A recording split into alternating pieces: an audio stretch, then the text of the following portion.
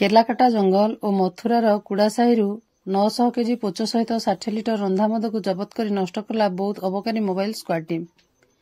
ଜିଲ୍ଲା ଅବକାରୀ ବିଭାଗ ମୋବାଇଲ ସ୍କ୍ୱାଡ୍ ଟିମ୍ର ସବ୍ ଇନ୍ସପେକ୍ଟର ସତ୍ୟନାରାୟଣ ପ୍ରଧାନଙ୍କ ନେତୃତ୍ୱରେ ଏକ ଟିମ୍ ଆଜି ମଧ୍ୟାହ୍ନ 2ଟା ସମୟରୁ ବୌଦ୍ଧ ଥାନା ଅନ୍ତର୍ଗତ କେଲାକାଟା ଜଙ୍ଗଲ ଓ ମଥୁରା ଗ୍ରାମର କୁଡ଼ାସାହିରୁ ଚଢ଼ାଉ କରି 900 କେଜି ମହୁଲ ପୋଚ ସହିତ 60 ଲିଟର ରନ୍ଧା ମଦକୁ ଜବତ କରି ଘଟଣାସ୍ଥଳରେ ନଷ୍ଟ କରିଛନ୍ତି। ଚଢ଼ାଉ ସମୟରେ ଘଟଣାସ୍ଥଳରୁ ଆସାମୀମାନେ ଫେରାର ହୋଇଯାଇଥିବା ବେଳେ 206/2024-25ରେ ଏକ ମାମଲା ରୁଜୁ କରାଯାଇଥିବା ନେଇ ଜିଲ୍ଲା ଅବକାରୀ mobile ସ୍କ୍ୱାଡ୍ର sub inspector Satyanarayan Pradhan ସୂଚନା ଦେଇଛନ୍ତି।